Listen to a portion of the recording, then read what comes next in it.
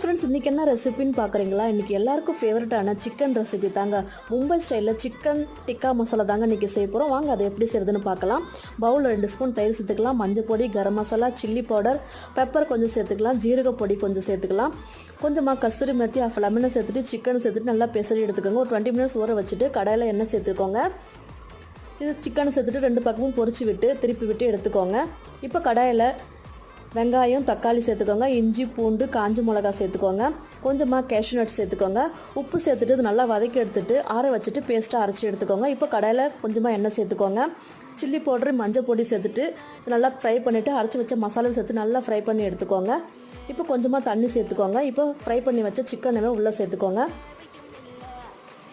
ஒரு 10 நிமிஷம் அப்படியே மூடி வச்சுருங்க.